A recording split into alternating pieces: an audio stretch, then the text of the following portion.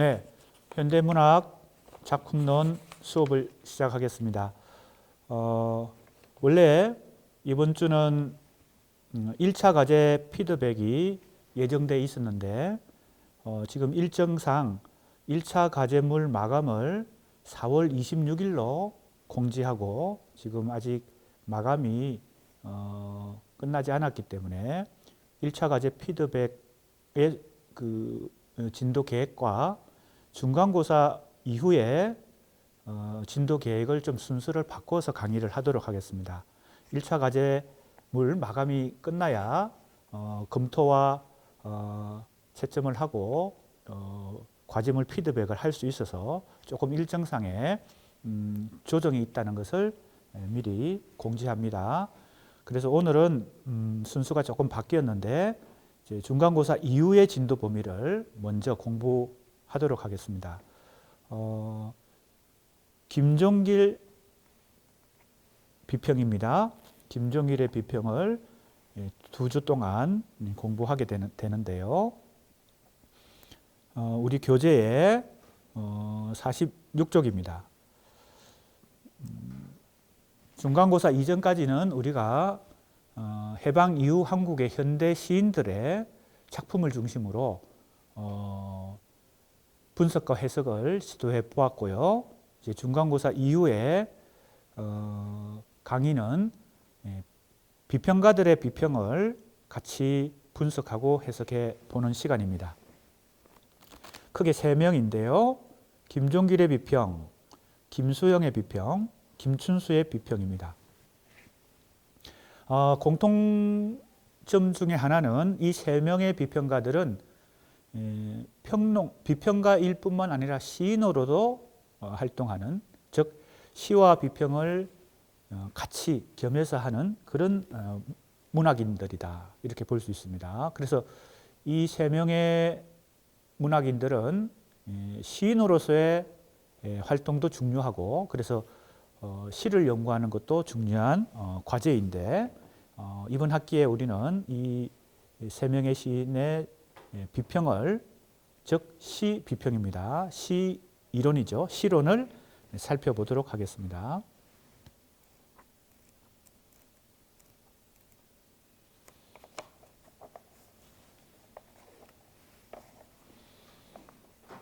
예, 교재가 있는 사람은 46쪽이 되겠습니다.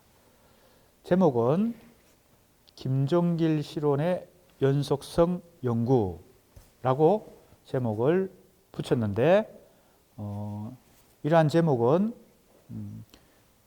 김종길 시인이자 평론가의 이 시이론을 연속성의 면에서 연구해 보겠다라고 하는 그런 제목입니다.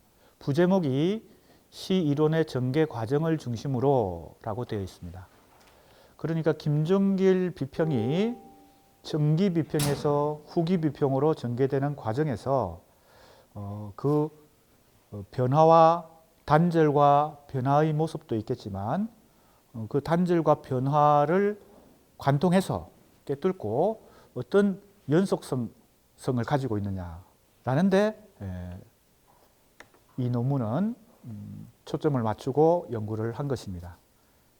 자, 서론을 먼저 살펴보겠습니다.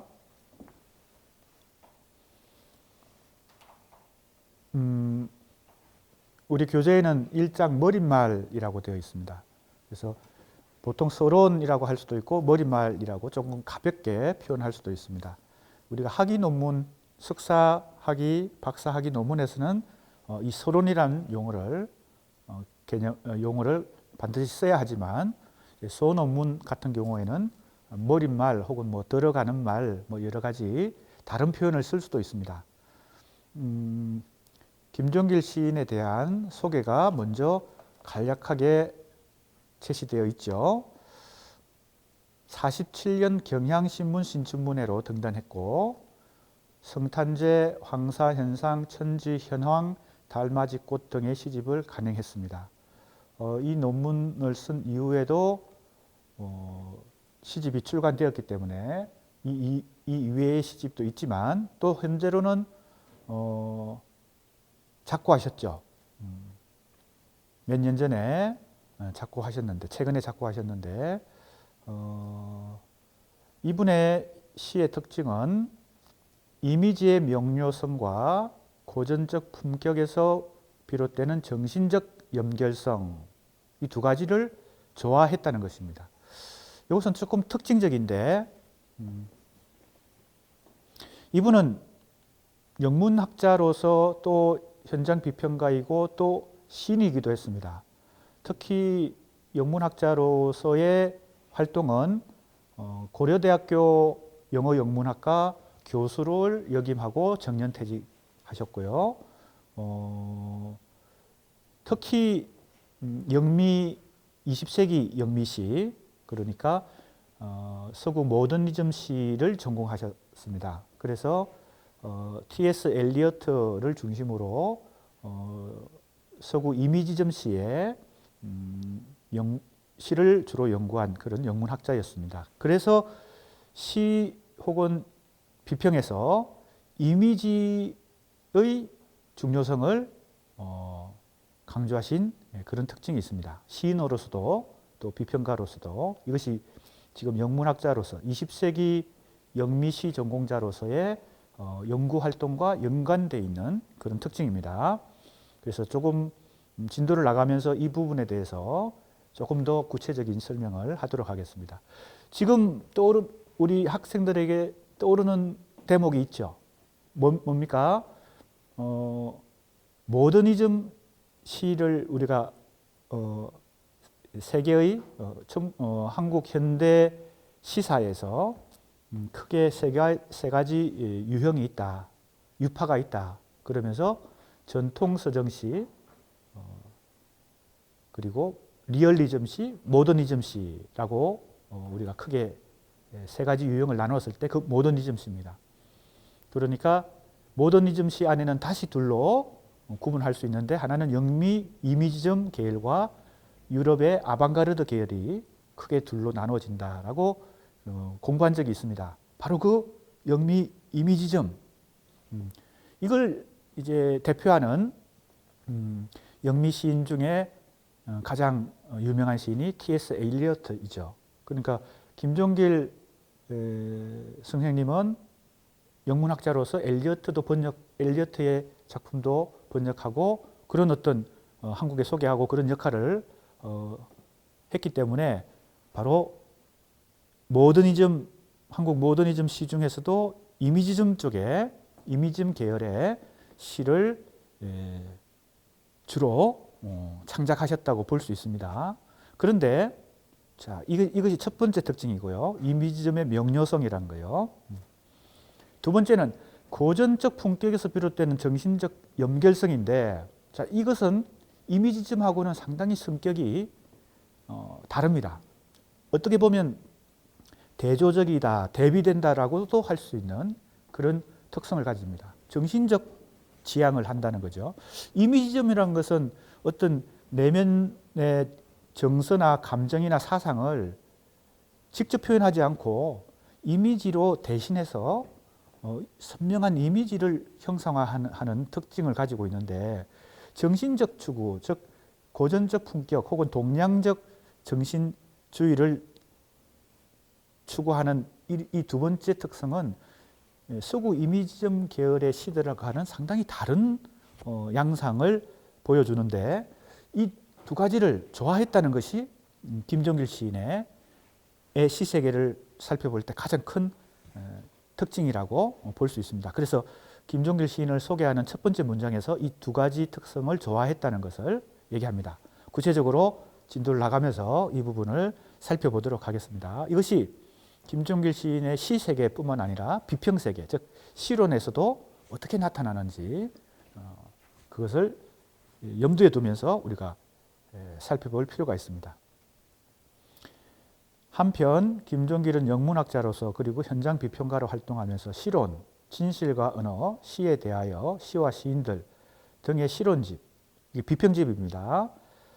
간행하면서 시 비평 분야에서 우리 비평사에 중요한 기여를 하였다. 자, 그러니까 영문학자, 영미시, 서구 20세기 모더니즘 시, 특히 이미지즘 계열의 영미시를 전공하고 학문적으로 공부하고 소개하는 영문학자로서의 역할이 있었고, 두 번째는 시인으로서의 역할이 있었고, 세 번째는 비평가로서의 역할이 있었다. 이 세 가지를 같이 수행했다는 것입니다. 지금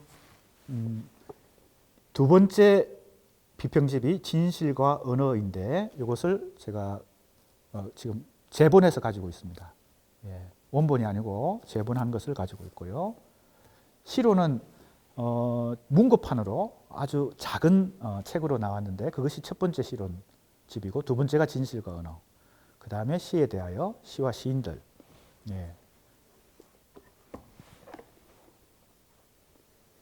시와 시인들, 민음사에서 나온 시론집입니다.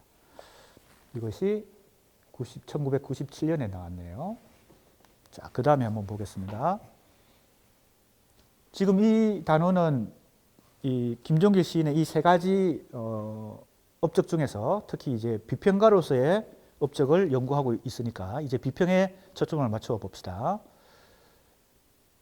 김종길의 비평 작업이 수행한 업적은 1950년대 중반 이후 우리나라에 도입되어 큰 영향을 끼친 영미 신비평을 주체적으로 수용하고, 그것을 실제 비평에 긴밀히 적용하는 데 주로 초점이 맞춰진다 이랬습니다. 여기서 설명이 필요한 대목이 두 군데 나오죠. 첫 번째, 영미 신비평입니다. 이 신비평은 뉴 크리티시즘을 번역한 용어인데, 영국과 미국에서 조금 전에 얘기했던 바로 그 모더니즘 운동이 벌어지는 20세기 초에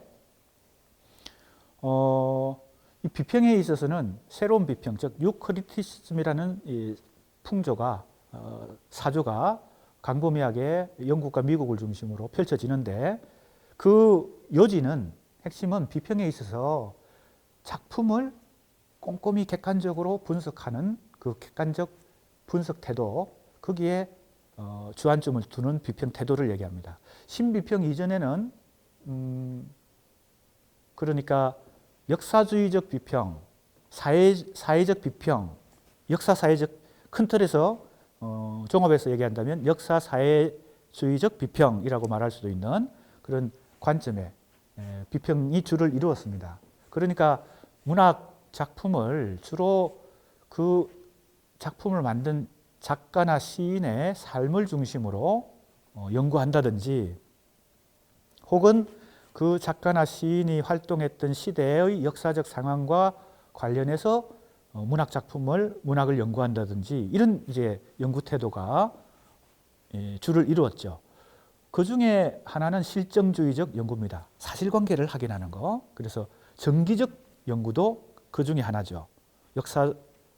역사사회적 비평에 실정주의적 비평도 있고, 하위 범주에서는 정기적 비평, 즉 그 작가와 시인의 정기적 사실, 그죠? 생애를 연구하는 것입니다. 그래서 뭐 구체적으로 학창 시절에 어떤 활동에 관심이 있었고, 또 어떤 동아리 활동을 했고, 이런 것까지 이제 조사를 해서 그가 창작한 작품을 이해하는데 그 삶의 현실 속에서의 삶의 모습이 어떤 참고가 되는, 그래서 인간관계라든지 또 사상이라든지 이런 걸 다 종합적으로 연구하는 거죠. 그런데 영국과 미국에서는 20세기 초에 이 신비평이라는 게 새롭게 등장을 합니다. 그래서 작가나 시인에게 관심을 갖거나 작가나 시인이 활동하던 그 당대 시대적 현실에 관심을 갖는, 그것보다는 그렇게 해서 창작된 결과물인 이 작품의 구조적, 미학적 특성, 그리고 그것이 갖고 있는 여러 가지 세부적인 구성 요소의 특성들, 그런 것들을 좀 더 꼼꼼히 깊이 있게 분석하는 태도, 즉 분석적 태도, 여기에 초점이 맞춰진 게 신비평입니다. 그러니까 작품에 초점이 맞춰져 있는 거죠. 그래서 크게 볼 때 우리가 이제 비평의 태도를 크게 둘로 나눌 때 외재적 비평과 내재적 비평으로 나눈다면, 내재한다는 것은 작품 속에 들어있는 요소를 분석한다는 뜻이겠죠. 그래서 내재 비평에 속하는 것이 신비평입니다. 큰 틀에서 분류한다면. 그럼 조금 전에 그 이전의 비평이 주로 초점을 맞추었던 그 역사적, 사회적 맥락, 그리고 그 작가와 시인의 삶, 생활 자체, 그것을 토대로 작품을 이해하려고 하는 그 태도는 외재적 비평, 작품 외적인 것에 관심을 갖는다는 뜻이겠죠. 그래서 그게 외재적 비평과 내재적 비평으로 어떻게 보면 비평의 접근 방법을 구분할 수 있다면, 지금 신비평은 가장 내재적 비평에 가까운 그런 비평의 특징을 보여줍니다. 그걸 주로 영문학자로서 영미 시인들과 그 영미 비평가들을 연구했으니까 그것을 수용한 것이 김종길 비평의 첫 번째 업적이라는 겁니다. 김종길 시인뿐만 아니라 이 50년대에 많은 이 비평가들이 이 신비평을 수용해서 주로 이것이 대학에서 문학 작품을 연구하는 강단 비평에서 접목이 되어서 많이 활성화되었습니다. 그리고 그것이 현장 비평, 강단 비평, 현장 비평이라는 용어도 강단에서 비평 활동을 한다는 뜻이고, 그것은 주로 대학 교수들이 강의를 하면서 연구를 할 때 그 공간, 그 영역을 강단 비평, 현장 비평이라는 것은 우리 문단 속에서 문학 활동을 하는 시인과 작가와 더불어 그 현장에서 비평 활동을 하는 것, 이것이 현장 비평입니다. 또 이렇게 두 가지로 구분을 할 수 있는데, 신비평은 그런 의미에서 영문학을 전공한 이 강단 비평가들이 주로 이것을 수용하고, 이 김종길 시인이 활동하던 이 시기에 지금 시론이라는 이 첫 번째 시론집이 65년에 나왔으니까, 그리고 두 번째 시론집이 74년에 나오고, 그러니까 60년대 중반부터 70년대까지 이 신비평이라는 것이 도입이 됐고 활성화됐다. 강단을 중심으로. 그런데 이것이 현장 비평에까지 여파를 미쳐서 이 신비평의 세례를 받았다라고 볼 수 있습니다. 지금도 문학 작품의 분석과 해석을 중심으로 문학 비평을 하고 있는 그런 비평가들이 많이 있는데, 이 신비평에 영향을 받았다는 겁니다. 그러면 유럽 영미에서는 신비평에 해당되는 유럽의 비평 태도가 바로 형식주의 비평, 구조주의 비평에 해당됩니다. 그것도 역시 작품 자체에 더 관심을 갖는 것이죠. 역사적, 사회적 맥락보다는 작가와 시인의 삶의 모습보다는 작품이 가지고 있는 구조적 요소, 그죠? 그게 구조주의 분석의, 구조주의 연구의 중요한 특징인데, 그래서 바로 구조주의 이전에 이 구조주의에 영향을 끼친 러시아 형식주의라는 비평 유파가 있습니다. 거기서부터 이 작품 자체의 언어의 특성, 언어적 특성, 그리고 구조적 특성, 이걸 이제 초점을 맞춰서 비평을 하는 태도가 있었죠. 그러니까 크게 보면 러시아 형식주의와 프랑스 구조주의가 한쪽에 있다면, 영국과 미국을 중심으로 신비평이라는 게 다시 그 이후에 태동을 해서 큰 틀에서는 작품 자체에 초점을 맞추고 꼼꼼하게 분석하고 해석하는 그 태도, 좀 더 객관적이고 과학적인 태도, 이런 공통점을 가지고 있고, 외재적 비평이 아니라 내재적 비평이라는 관점을 가지고 있다. 이렇게 이해를 하면 되겠습니다. 이것이 이제 김종길 비평이 우리 한국 비평에 끼친 업적으로 첫 번째로 우리가 꼽을 수 있습니다. 그 다음에 실론사적 관점에서 볼 때 신비평의 수용과 그 적용의 성과로서, 조금 전에 얘기했죠. 김종길 비평가 뿐만 아니라 여러 같은 시대에 같이 활동했던 사람으로 기억할 만한 사람이 송욱이라는 역시 시인이자 비평가입니다. 시학평전을 떠올릴 수가 있습니다. 김종길의 실론과 송욱의 시학평전이 이 60년대를 대표하는 실론집이다 이렇게 볼 수 있고요. 그 위에 김기림은 30년대부터 활동을 했고 바로 모더니즘 시 운동을 벌인 대표적인 선구적인 비평가였죠. 해방 이후에 50년대에는 시의 이해라는 좀 더 원론적인 책을 쓰게 됩니다. 그래서 김기림도 모더니즘 이론가였고 이미지점 수용을 제일 먼저 한 사람이니까 우리나라에서는 김기림의 시의 이해, 김종길의 실론, 송욱의 시학평전 등을 같이 기억할 수 있습니다. 특히 송욱 비평가, 시인이자 비평가의 시학평전은 주로 프랑스 문학의 영향을 많이 받았습니다. 프랑스 비평의 영향을. 그래서 김종길의 시론은 영미 신비평의 영향을 받았고 송욱의 시학평전은 프랑스 구조주의가 아니고 구조주의 이전의 상징주의적 비평 태도 거기에 영향을 받았기 때문에 프랑스 상징주의 시인들에 대한 소개가 아주 수준 높게 펼쳐지고 있는 것이 시학평전입니다. 비교할 만한, 그죠? 비교 대상이 될 만한 연구 분야가 됩니다. 자, 이제 이 논문의 이제 목적은 김종길 실론의 연속성을 연구하는 거니까. 자, 기존 연구를 비판적으로 검토한 후, 그래서 우리가 대학생들도 그렇고 대학원생들은 더구나 더 그렇고 이제 공부를 하고 연구를 한다는 것은 다른 사람이 새롭게 찾아낸 걸 그냥 받아들이고 학습하는 그런 태도에서 벗어나서 주도적으로 자기가 새롭게 발견하고 새로운 것을 찾아내고 그것이 이제 학문의 태도죠. 그래서 이제 우리 교재에 실린 이 글들이 대체로 다 논문으로 발표된 것들인데 우리 수강생들도 이제 그런 연습을, 그런 사고의 훈련을 해야 될 것 같습니다.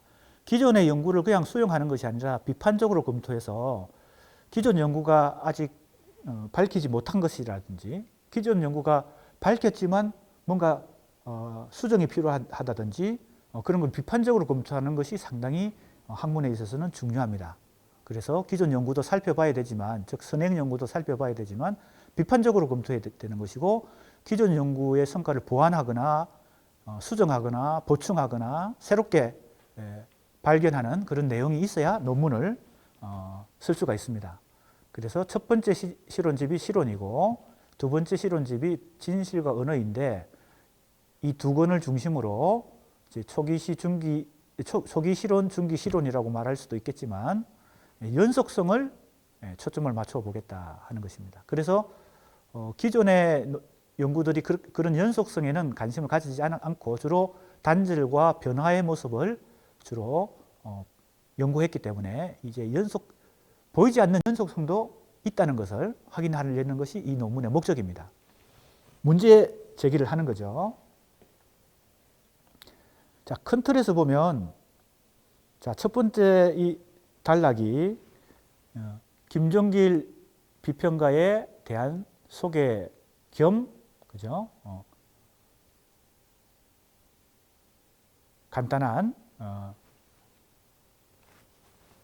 도입부가 되고 두 번째 이제 단락이 바로 문제 제기와 이 글의 목적, 이 논문의 목적이 됩니다. 그래서 실제 비평. 아까 이 용어에 대한 설명을 구체적으로 하지 못했는데 비평도 이 유형별로 여러 가지 기준에 따라서 구분을 할 수 있는데 실제 비평이라는 것은 작품 자체를 분석하고 해석하는 것, 그게 작품론입니다. 이 작품론을 포함해서 시인이나 작가 전체의 작품을 시인이나 작가의 특성을 종합적으로 고찰하고 분석하는 것, 이것이 시인론입니다. 소설의 경우는 작가론이라고 보통 얘기하죠. 그래서 시인론, 작가론 이런 용어를 쓰는 경우가 있고 작품론이라는 용어를 쓰는 경우가 있습니다. 월평은 말 그대로 매달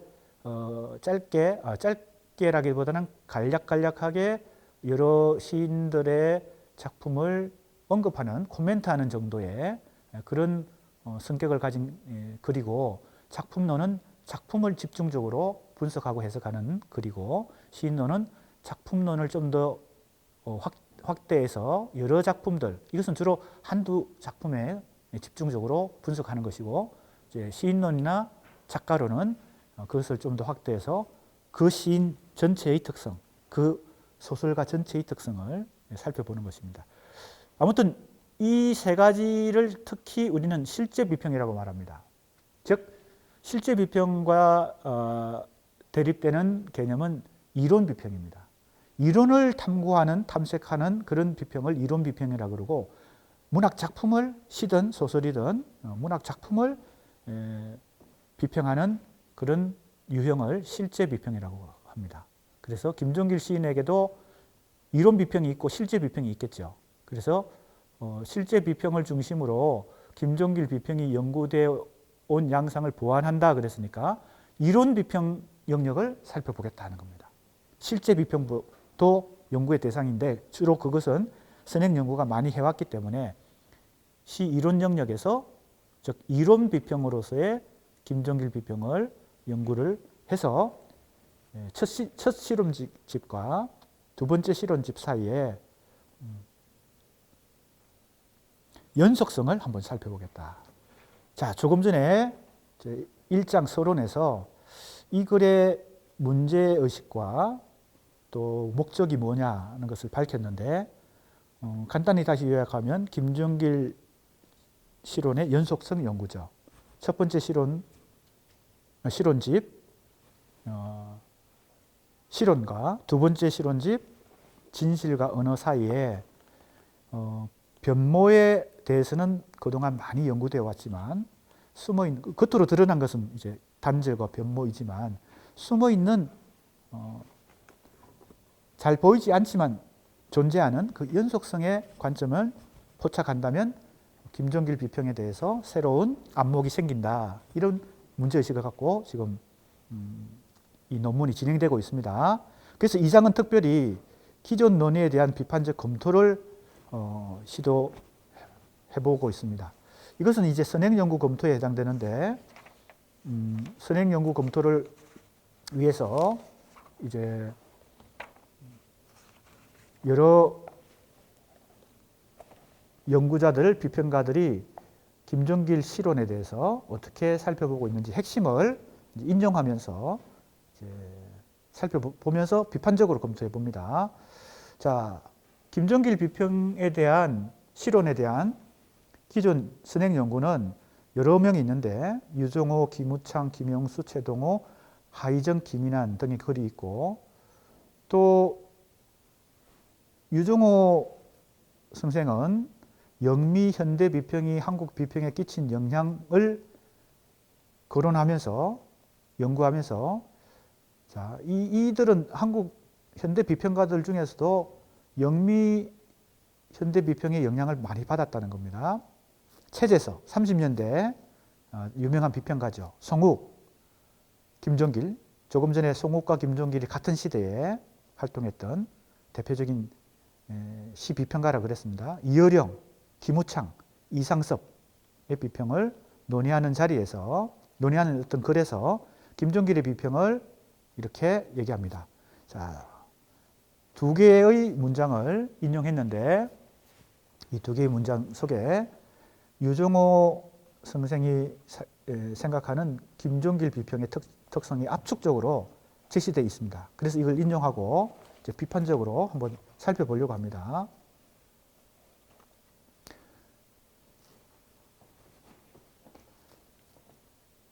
자, 첫 번째 인용문입니다.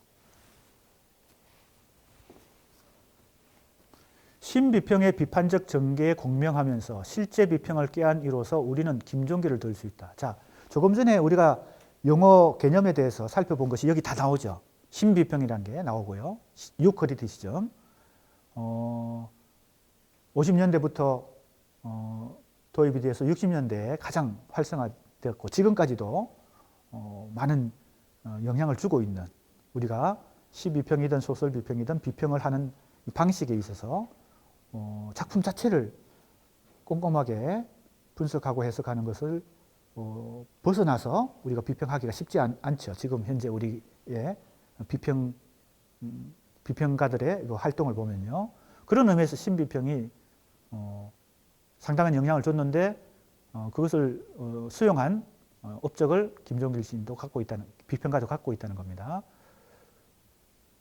공명하면서 실제 비평, 아까 얘기했죠. 이론 비평도 있지만 실제 비평이 또 있다. 월평이나 작품론, 시인론 등을 주로 쓴 김종길을 들 수 있다. 엘리어트 시와 이론의 경도, 경도란 것은 거기에 매력을 느끼고 깊이 몰두했다는 거겠죠. 아까 이건 소개한 바가 있습니다. 영문학자로서 엘리어트의 시와 비평을 번역하기도 했습니다. 공유하고 있는 그는 비평 방법에 있어서 송욱보다는 한결 신비평의 정통성에 입각해 있습니다. 여기 송욱이 비교되고 있습니다. 그만큼 1950년대와 60년대에 대표적인 비평가로서 비교 대상이 되는, 그런데 여기서 신비평의 정통성에 더 입각해 있다는 것은 역시 송욱은 신비평보다는 프랑스 상징주의 세례를 더 많이 받았다고 볼 수 있습니다. 그래서 아마 이런 표현이 가능하겠죠. 입각해 있으며 또 거기에서 시비평의 독자성을 인정하려 하고 있다. 특히 비평 중에서도 시비평은 독자적인 영역을 개척했다. 뭐 이런 의미 부여가 되겠습니다. 두 번째 인용한 문단을 보겠습니다. 같은 유종호 선생의 글에서 인용한 것입니다. 김종길은 신비평의 비평 기준을 원용하면서, 원용이라는 것은 차용했다는 거죠. 참고하면서, 이건 영미에서 먼저 발생한 거니까요. 그 비평 기준이 아주 까다롭고 객관적인 어떤 그 비평가들이 많이 있는데, 여러 명이 있지만 영미 신비평가들이 그 기준들을 참고하면서 혹은 차용하면서 원론적 전개에 머물지 않고, 이 원론적이라는 것은 이론적인 비평을 얘기합니다. 설득 있는 실제 비평, 또 실제 비평 나왔죠? 여기서도 실제 비평이 나왔잖아요. 실제 비평, 작품론이나 시인론을 얘기합니다. 그 기준을 구체화했다는 점에 공이 있다. 체제서의 문체가 중거 비평가들의 문체와는 동떨어지게 거칠었던 것과 대조적으로. 자, 체제서는 30년대 역시 영문학자였습니다. 그래서 영문학의 여러 문학적 관점들, 비평적 관점들을 도입을 했는데 지금 비교를 하고 있는 거죠. 문체가 거칠었다는. 그러나 김종길은 비교를 해볼 때 그 문체 면에서 비교해 볼 때 정확함과 치밀함에 있어서 중거 비평가들의 문체에 육박하고 있는데 이것은 그의 실제 비평의 성숙성을 보여준다. 이렇게 지금 평가하고 있습니다. 유종호 선생의 평가입니다. 자, 그래서 이걸 인용한 후에 이렇게 설명을 붙이고 있습니다. 김종길 비평에 대한 유종호의 전체적 평가는 신비평의 기준을 실제 비평에 적용하여 한국 시비평의 수준을 옮겨 놓았다. 그리고 또 오타입니다. 우리 아마 우리 교재에는 이 오타가 수정되어서 책이 출간되어 있습니다. 올려놓았다, 즉 상승시켰다는 겁니다. 수준을 높였다 혹은 올려놓았다. 눈에 띄는 것은 체제서하고도 비교하고 있고 송욱하고도 비교하고 있죠. 물론 체제서는 같은 시대는 아니지만 30년대에 활동했지만, 유종호는 김종길의 비평 방법이 송욱에 비해 신비평의 정통성에 입각해 있다는 점을 밝히고, 또 문체면에 있어서는 체제서하고 비교할 때 중거 비평가라는 것은 영국과 미국의 신비평가들을 얘기합니다. 그걸 기준으로 해서 그걸 수용했으니까 중거 비평가들의 문체에 육박할 정도니까 거의 거기에 대등할 정도까지 정확성과 치밀성을 갖추고 있었다. 그 정도로 비평적 문체가 수준 높았다. 이런 지적입니다. 유종호의 지적은 이후 김종길 실론에 대한 일반적인 평가로 정착되는 듯하다. 한편 유종호의 논의는 제2실론집 진실과 언어가 간행되기 이전의 활동을 대상으로 한 것이므로 이후 전개된 김종길 실론의 특징과 변모 양상에 대한 후속 연구가 요청된다. 실제로 그래서 이 두 번째 실론집이 나온 이후에 김종길 비평에 대한 연구, 그것까지 포함한 연구가 계속 진행이 되었습니다. 그래서 이제 지금 선행 연구도 시기적으로 먼저 나온 걸 먼저 소개해서 검토하고 있기 때문에 유종호 선생의 이 검토를 먼저 보았습니다. 지금 이 각주를 보면 이 유종호 선생의 이 글이 발표된 것이 71년이거든요. 그러니까 우리가 지금 첫 번째 실론집이 나온고 두 번째 실론집이 나온, 두 번째 실론집이 여기 진실과 언어 74년에 나왔잖아요. 그러니까 실론이라고 하는 이 65년에 첫 번째 실론집이 나오고 나서 유종호 선생의 이 코멘트가, 즉 비평적 선행 연구가 나왔고, 두 번째 실론집이 나오기 전에 유종호 선생의 이 글이 발표된 것이죠. 그러니까 두 번째 실론집인 진실과 언어 74년에 나온 이 이후에도 어떤 코멘트가, 어떤 연구가 있는지를 이제 살펴봐야 될 순서입니다. 그 다음은 이제 김우창인데, 김우창은 김종길의 1실론집 실론과 2실론집 진실과 언어,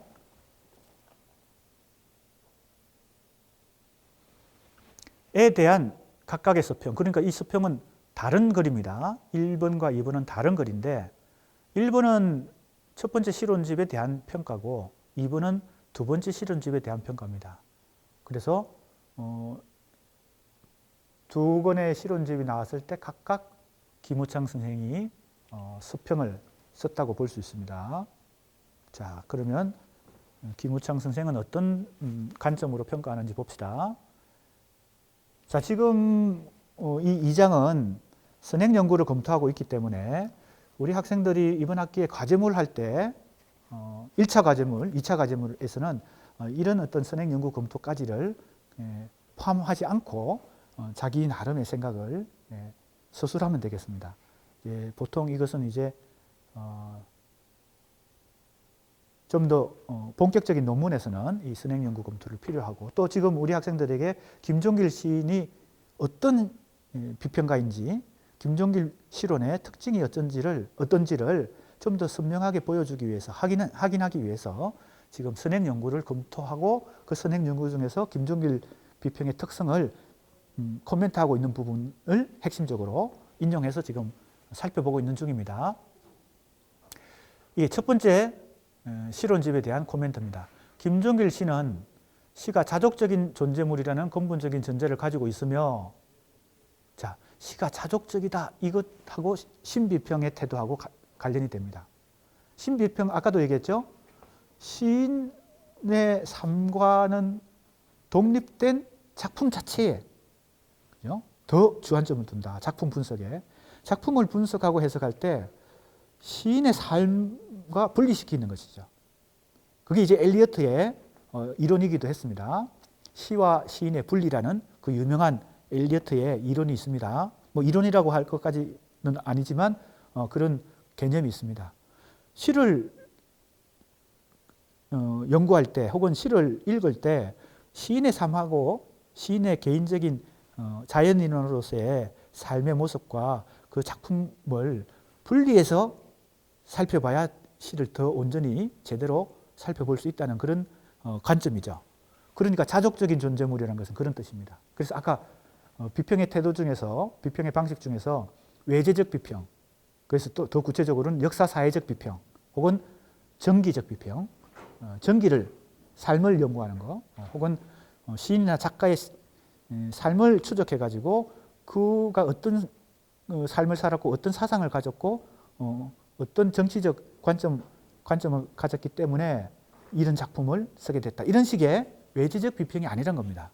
이게 자족적 존재물로 그런 전제를 가졌다. 이게 이제 신비평과 직접 관련되는 얘기입니다. 그리고 작품 자체에 초점을 맞추는 것이죠. 그러한 전제를 정당화해주는 세련된 감수성과 정확한 감시관을 가지고 있었다. 그러니까 작품 자체를 분석하고 정확히 분석하고 해석하려면 이거 필요하겠죠. 정확한 감식, 그죠? 정확한 분석력이 필요하겠죠. 이런 능력이 있었다는 것을 표현하고 있습니다. 그 다음에 또 문장을 이제 지금 이 표시는 문장이 다른 문장을 인용했다는 겁니다. 연결되는 문장이 아니고 다른 문장입니다. 김종길 씨의 감식력은 되게 정확하게 움직이지만 거기에 불가피하게 따르게 마련인 비평의 어휘는 충분히 만족스러운 것이 아니다. 비평의 어휘가 만족스럽지 못하다. 이런 이제 약간의 비판도 지금 곁들이고 있습니다. 우리는 실론 전반에서 불철저하게 사용된 비평 어휘와 사실 판단과 불연속의 논리를 발견하게 된다. 이랬습니다. 그러니까 비평 어휘가 정확하게 구사된 것은 아니다. 이런 문제도 보인다라고 검토를 하고 있는 것이죠. 누가? 김우창 비평가가 그렇게 하고 있습니다. 자, 두 번째 이제 실론집에 대한 코멘트입니다. 이번에 진실과 언어에서 뚜렷하게 드러나는 것은 김종길 씨의 비평이 의미하고 있는 영문학 이외의 배경이다. 자, 이것도 이제 관심을 가질 만한데, 왜냐하면 영문학자로서의 김종길 비평가 혹은 시인의 그 선입관이 많은 사람들을 지배하고 있기 때문에 영문학 이외의 다른 어떤 지적 배경으로부터 김종길 비평이 영향을 받았다는 것은 상당히 새로운 관점의 얘기입니다. 즉 그의 비평은 서양에 못지않게 한국의 전통에 굳게 뿌리를 맞고 있는 것이다. 자, 이것이 하나의 중요한 관점이 쟁점이 됩니다. 김종길 비평을 연구할 때요. 그래서 아까 맨 처음에 이 글을 시작할 때 두 가지 시인으로서의 김종길의 시 세계도 두 가지 관점이 있다 그랬죠. 하나는 선명한 이미지의 구사, 두 번째는 정신적 연결성. 연결성이란 것은 아주 깨끗하고 정화되고 뭡니까? 엄격함을 유지하는 것. 이걸 연결성이라는 단어가 있습니다. 사전에도 나오고 하는데요. 그러니까 정신적으로 굉장히 엄격하고 뭡니까? 정신적 어떤 숭고한 높은 지점을 추구하는 것, 이런 것이 이제 정신적 연결성인데 그것과 관련됩니다. 이게 한국의 전통이라고 하는 거예요. 김종길 씨가 신비평보다 넓은 의미에서의 영미비평의 분석적이고 경험주의적 전통을 도입하고, 자, 영미비평의 분석적이고 경험적인 전통입니다. 이 신비평으로 대표되는 것입니다. 물론 신비평 외에도 이 경험주의적 전통이라는 게 또 있겠지만 이를 실천적으로 예정해온 것은 사실이다. 이 전통은 수사와 경험의 결합에 대한 세심하고 정확한 주의에 의해 특정지었다고 말할 수 있다. 그 다음에 또 이제 다른 문장을 인용했습니다. 김종길 씨의 진실과 언어는 유교 전통의 문화적 가치의 그것과 시와의 관계에 대하여 우리를 깨우쳐주는 바 크다는 점에서 매우 중요한 비평적 기여가 될 것이다. 뜻밖의 지금 개념이 나오죠. 유교 전통입니다. 여기 한국 전통이란 말에 더 구체적인 말은 표현은 유교 전통이죠. 그러니까 시에서도 정신적 연결성에 해당되는 바로 그 부분은 서구 이미지점 시에서 찾기 어려운 것인데 비평에 있어서도 신비평의 영향 못지않게 한국 전통, 유교 문화 전통의 영향을 받았다는 것이 김우창 선생의 지적입니다. 이게 두 번째 실론집에 대한 얘기예요. 자, 그래서 이걸 또 정리를 좀 해보겠습니다. 김우창은 김종길의 제1실론집 실론에 대해 세련된 감수성과 정확한 감시관을 가진 점에서 장점을 보여주지만 사고가 좀 불철저하다, 완벽하지 못하다, 비평 어휘가 좀 불연속적이다, 정확하지 못하다, 뭐 이런 단점도 언급합니다. 김우창의 비판은 첫째, 시를 자족적 존재로 보는 관점이 시를 현실의 복잡한 상호 연관 속에서 파악하는 퍼스펙티브를 갖지 못했다. 이거 뭐 전망이라고 번역할 수 있는데 넓은 안목 뭐 이런 뜻이겠죠. 넓은 시야 이런 뜻인데 그러니까 자족적 존재로 보는 것은 시를 시로만 본다는 겁니다. 좀 더 시를 현실과의 관련성 속에서 봐야 되지 않느냐 하는 비판적 관점을 지금 김우창 비평가가 제시하는 것이죠. 자, 이런 관점도 있을 수 있습니다.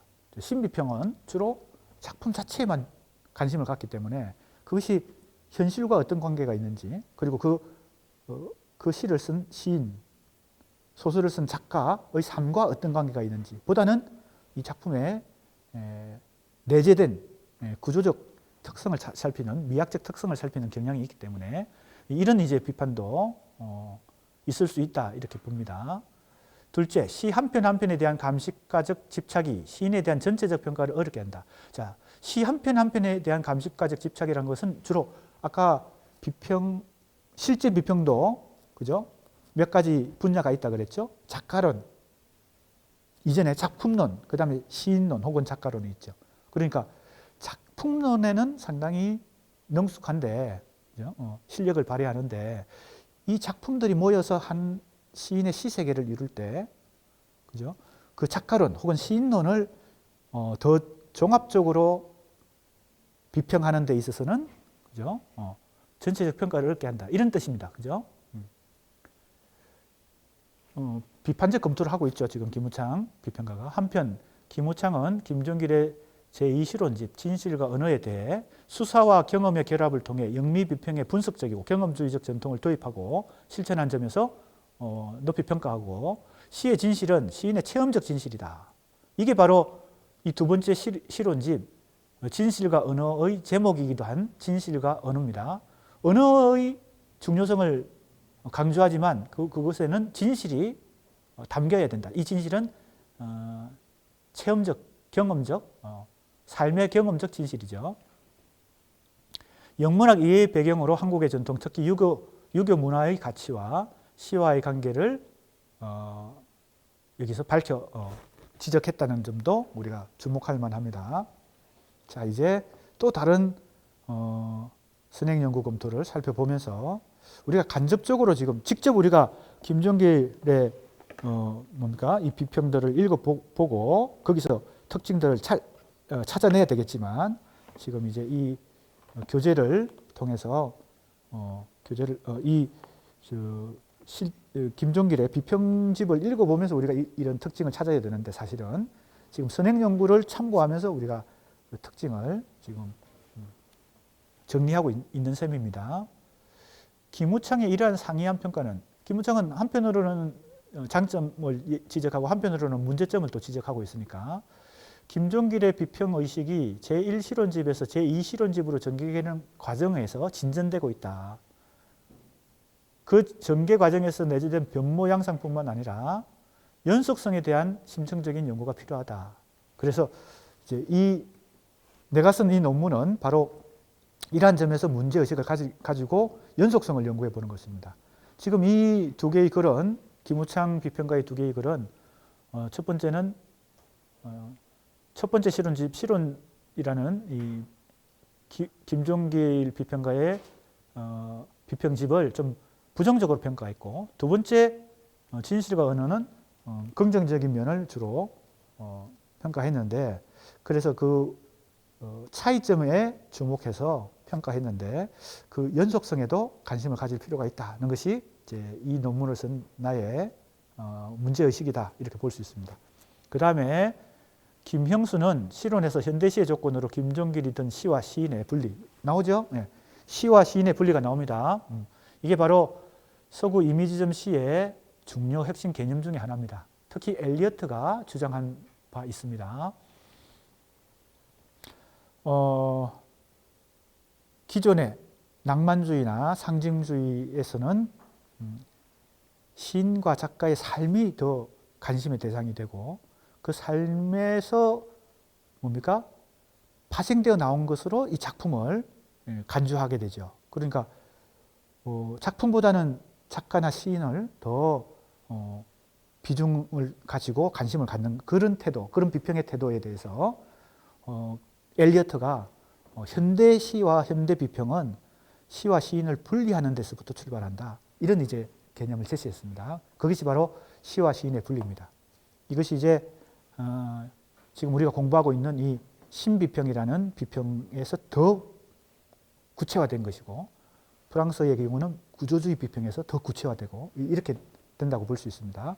또 그것과 관련해서 시의 객관적 존재성, 그죠? 시를 객관적으로 살펴야 되고 시는 그 자체로 존재하는 것이다.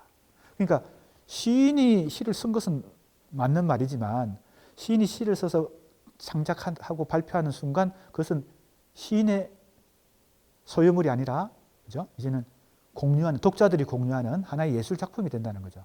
그래서 반드시 그 시인에게 기납시켜야 되는 것은 아니다. 그죠? 그래서 나온 신비평의 중요한 개념 중에 하나가 어도의 오류라는 게 있습니다. 이거는 이제 아주 상식적으로 우리가 문학 작품을 분석하고 해석하고 평가할 때 빠지기 쉬운 어떤 오류 중에 하나인데, 물론 신비평 외에 다른 비평의 입장을 가지고 있는 경우는 또 다르게 생각할 수 있습니다. 그렇기 때문에 이것은 신비평가들이 주로 주장하는 내용 중에 하나입니다. 지금 시와 시인의 분리와 연동되어 있는 것인데, 어도의 오류라고 하는 것은 뭔가 하면 시를 예를 들겠습니다. 물론 소설이나 다른 문학 작품도 다 해당됩니다. 시를 분석하고 해석하면서 그 의미를 찾을 때 그 정답은 시인이 알고 있다고 생각하는 겁니다.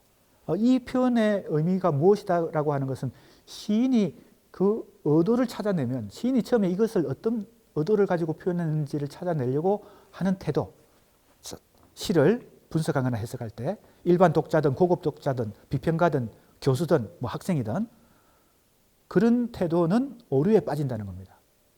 조금 전에 시와 시인의 분리하고 상당히 연동되어 있는 개념입니다.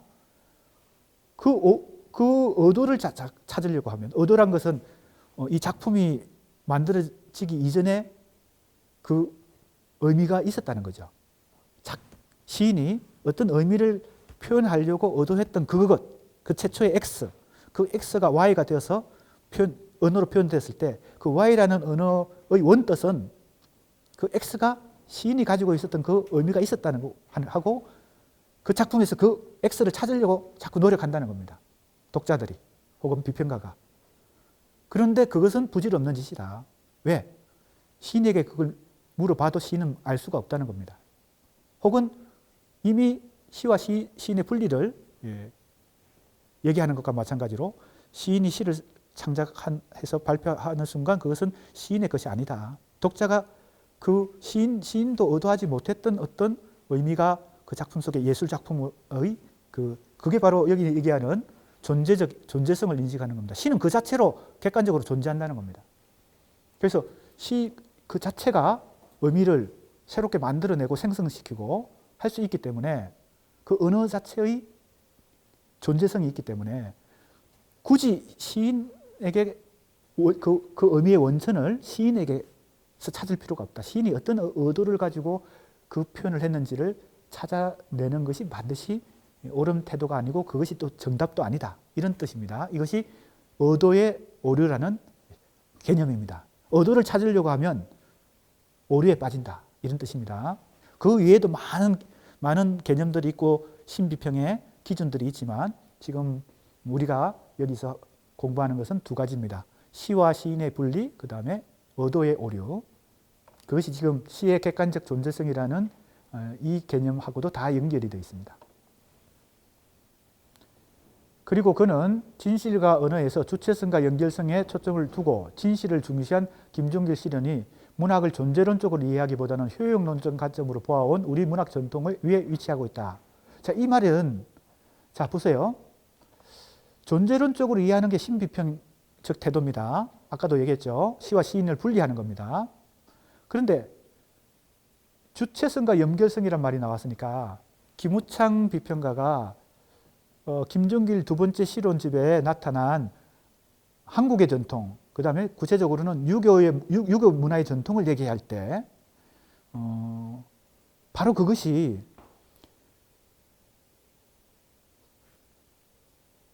이 신비평적 관점의 시와 시인의 분리하고는 다른 관점의 얘기가 되는 것이죠.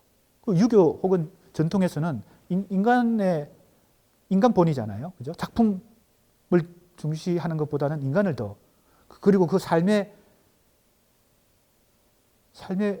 그 정직성과 뭔가 윤리적 태도 이런 것들을 더 중시하기 때문에 유교에서는 그러니까 이 두 가지 관점 사이에 사실은 김종길 시인이 어떻게 이 두 가지를 같이 공존시키면서 결합시키는가가 중요한 쟁점이 되는데 관건이 되는데 지금 김우창의 코멘트도 그렇고 지금 이 김형수의 코멘트도 이제 그런 것과 관련됩니다. 그건 효용론적 관점이란 겁니다. 효용론적 관점. 그러니까 자 이제 뭐 여러 가지 이제 우리가 오늘부터 이번 주부터 현대 비평에 대한 공부를 하게 되니까 현대 비평에 여러 가지 기본 개념들이 많이 등장합니다. 그래서 이제 앞으로 계속 등장할 것 같으니까 뭔가 설명을 조금 오늘 첫 시간에 기본 개념들은 뭐 우리 학생들이 대체로 아는 거지만 한번 설명을 좀 하는 게 필요할 것 같습니다.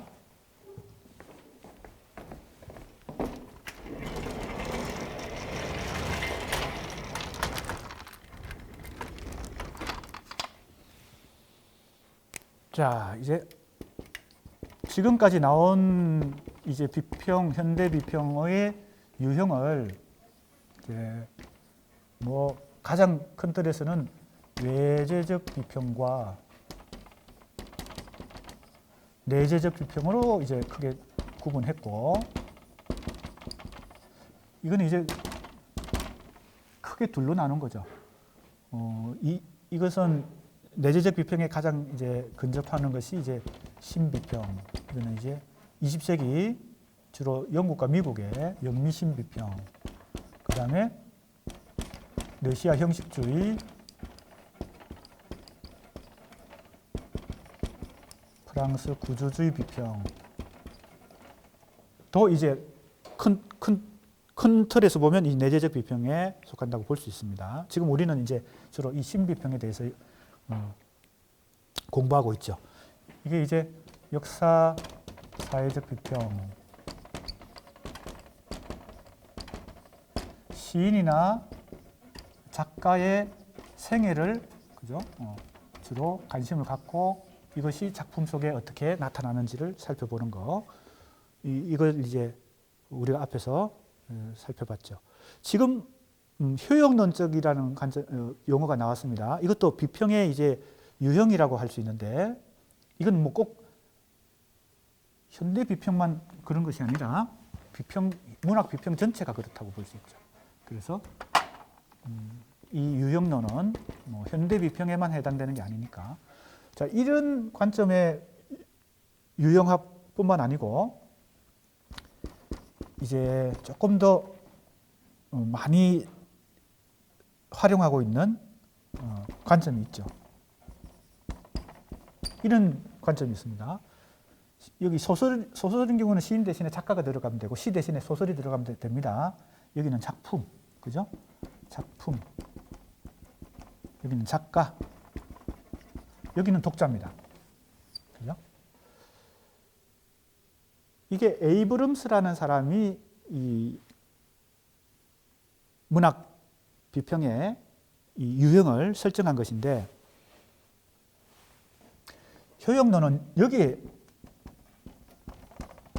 효용론적 관점은 이 작품이 어떻게 독자들에게 혹은 독자가 포함되어 있는 이 현실에 혹은 사회의 현실이라고 할 수 있죠. 영향을 주느냐. 그래서 문학과 예술은 뭡니까? 어떤 효용성을 갖느냐, 어떤 실용성을 갖느냐. 문학과 예술이 배고픈 사람에게 밥을 주는 건 아니지만 그의 정신세계에 어떤 각성을 일으키거나 영향을 주어서, 그죠? 그건 효용론적인 것입니다. 대표적으로 문학과 예술에 대한 여러 가지 비평에 있어서 오랜 전통을 갖고 있습니다. 이런 그 관점이요. 그래서 즐거움을 준다, 그죠? 문학과 예술을 향유하는 사람에게 즐거움을 준다. 그다음 교훈도 준다. 뭐 여러 가지가 있죠. 대표적으로 두 가지 크게 대비되는 그런 관점이 있습니다. 어떤 효용성을 주느냐. 지금 효용론적 관점이라는 게 나왔기 때문에, 그러면 지금 신비평 같은 경우 러시아 형식주의나 프랑스 구조주의, 즉 내재적 비평은 여기에 초점을 맞추는 거잖아요. 이 작품이 독자에게 어떤 영향을 주느냐 보다는, 그래서 이걸 구조적 적 관점이라고도 말하고 존재론적 관점이라고도 말합니다. 같은 말이에요. 같은 맥락에서 얘기하는 겁니다. 이건 효용론적 관점이고요. 조금 전에 효용론적 관점에 대해서 뭐 구체적인 예를 든다면 바로 우리가 너무나 잘 아는 아리스토텔레스의 카타르시스 이론도 효용론이죠. 왜? 고대 그리스 비극 작품을 이 무대에서 상연하고 있는 것을 관객들이 보고 관람하면서 그 주인공에게 자기를 동일시하면서 어떻게 돼요? 연민과 공포를 느낀다고 아리스토텔레스가 표현했죠. 그 정확한 건지 번역을 한번 확인해야 되는데, 그래서 더 정확하게 연구하려는 사람들은 이 연민과 공포라고 하는 것을 실제 원어가 뭔지를 추적해 봐야 됩니다. 그것 가지고도 논문을 쓸 수 있어요. 동일시하기 때문에 자기가 그 주인공이든 등장인물에 대해서 비극적인 그 경험, 삶에 대해서 연민과 공포를 느끼고 어떻게 해요? 감정이 고조되었다가 뭡니까? 카타르시스를 일으킨다는 거죠. 즉 원래 카타르시스는 설사라는 뜻을 갖고 있는데 감정을 해소한다는 겁니다. 뭐 눈물을 흘리거나 대성통곡하거나, 그죠? 그건 동일시에 심리적으로는 동일시의 효과 때문에 생기는 것인데, 그 카타르시스가 어디에 초점이 맞춰져 있는 겁니까? 효용론입니다. 그렇잖아요? 어떤 문학 예술 작품이 독자나 관객에게 어떤 영향을 주느냐에 그 카타르시스 이론은 위치하고 있는 거거든요. 그러니까 그것도 일종의 작품을 대하는 어떤 비평의 관점이라면, 그죠? 독자의 관점이라면 여기에 속하는 이론이 있을 수 있고, 구조적 관점이나 존재론적 관점에 속하는 경우도 있을 수 있다는 겁니다. 그러면 물론 시인이 작품을 생산해내는 이 과정, 그죠? 발생론적 과정, 여기에 초점을 맞출 수도 있겠죠. 그게 바로 주로 여기서 외재적 비평이라고 얘기했던 여기에 해당되는 것이다. 이렇게 볼 수 있습니다. 생산 과정입니다. 이거는 효용론적 과정, 이건 창작 과정이죠. 그죠? 그래서 이것을 발생적 과정,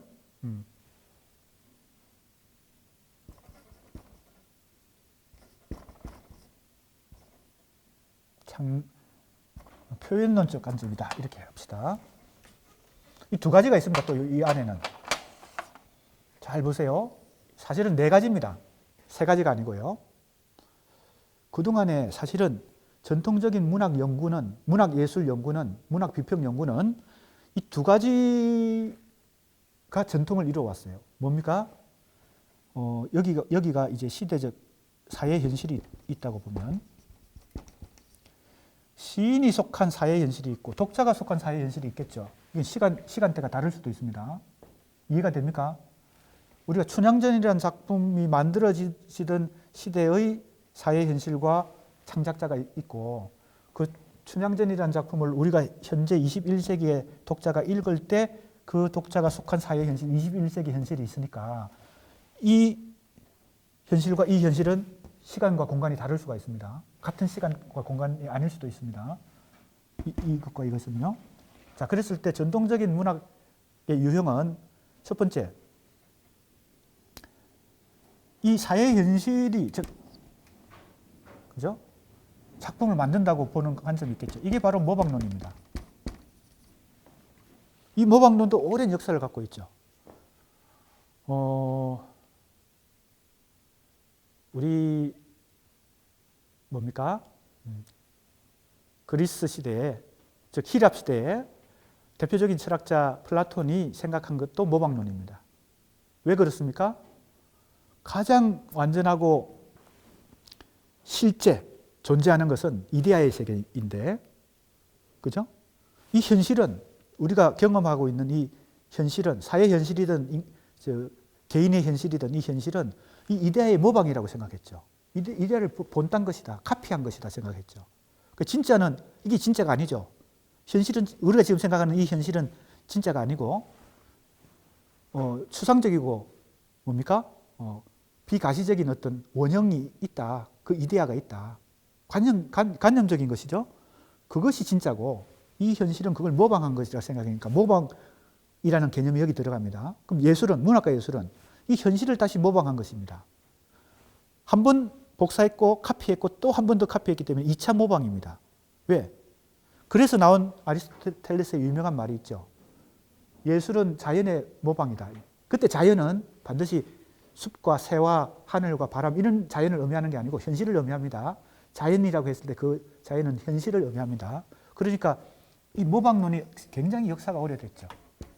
플라톤부터 있었고 그 다음에 아리스토텔레스. 아리스토텔레스는 이데아의 세계를 실제라고 보지 않았죠. 이 현실이 실제라고 봤기 때문에 플라톤과는 다른 어떤 실제 개념을 갖고 있었지만 동일한 것은 모방론이라고 하는 관점은 동일한 것이죠. 예술은 이 뭡니까? 현실을 실제하는 현실을 좀 더 개연성 있게 모방해야 되니까 그것이 문학과 예술이니까 그러니까 모방론이 엄청난 그 문학 비평의 문학과 예술을 보는 관점에 있어서 오랜 역사를 갖고 있습니다. 그 이후에 생겨난 것이 낭만주의, 주로 낭만주의 이후에 낭만주의, 상징주의 그리고 현대에 이르기까지 이 작가, 시인의 내면의 사상과 감정을 표출한 것이다. 사회를 모방한 것이 아니고, 그죠? 그러니까 이게 표현론입니다. 이것이 가장 오래 정통을 갖고 있고, 그 다음에 이것이고요. 아까 효용론도 이전에 아리스토텔레스의 카타르시스에서 예를 들었지만 이전부터 있었습니다. 그러나 주를 이룬 것은 모방론이고, 그 다음에 표현론이고, 그 다음에 효용론도 있었고, 이제 구조적 관점, 이 작품 자체에 치중하는 것. 이게 바로 내재적 비평이 되는 거죠.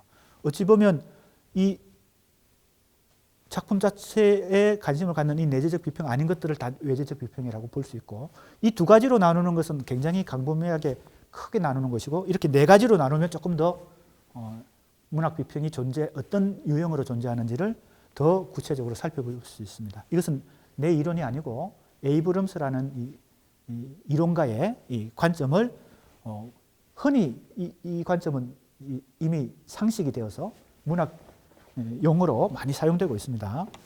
자, 그럼 다시 돌아가서 이 개념은 앞으로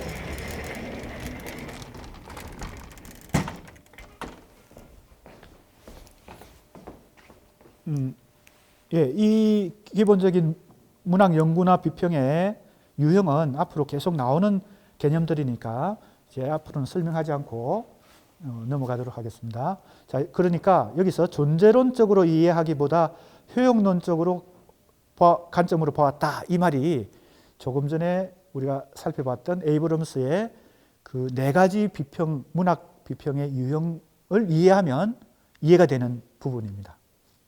자, 그러니까 김종길의 비평은 20세기 영미 신비평의 영향을 받아서 작품 자체를 꼼꼼히 작품이 그 자체로 고유하게 존재한다, 객관적으로 존재한다라는 그런 존재론적 관점에 그죠?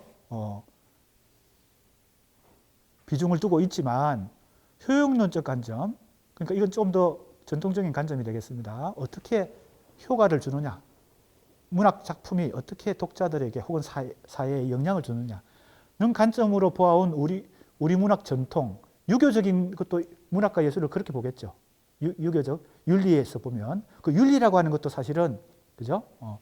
효용론적 관점과 관련되어 있습니다.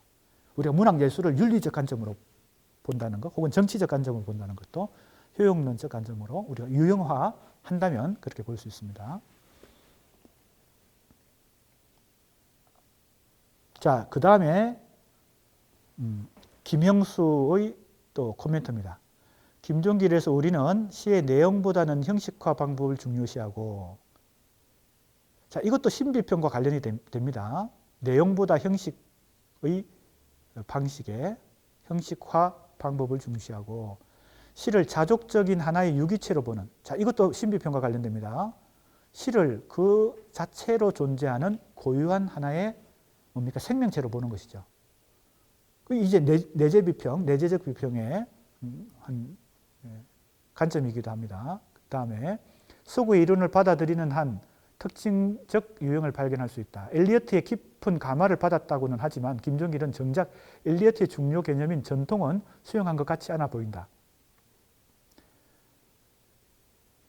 엘리어트의 전통이라고 하는 것도 엘리어트가 전통을 굉장히 강조한 사람 중에 하나인데 설령 받아들였다고 해도 엘리어트의 전통은 지금 우리가 이야기하는 전통 개념과는 상당히 차이가 있다.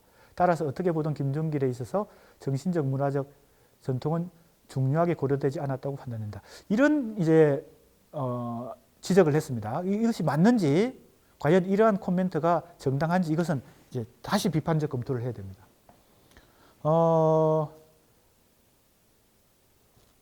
T.S. 엘리어트가 전통을 얘기할 때 그 전통은 현재의 이 시간대에 과거의 전통적인 역사적 전통의 문화적 양상들이 동시간적으로 공존한다는 뜻으로, 그래서 전통의 개념이 없이 현대시를 쓸 수 없다. 그런 개념으로 지금 전통을 강조하고 있습니다. 그래서 김종길의 비평을 놓고 엘리어트의 전통을 수용한 것 같지 않다라고 한다든지 전통 개념에 대해서 차이가 있다라고 한 것은 정확한 평가라고 하기가 쉽지 않습니다. 우리가 김종길 비평을 또 이제 더 꼼꼼히 살펴봐야 되는 이유 중에 그런 이유도 있습니다.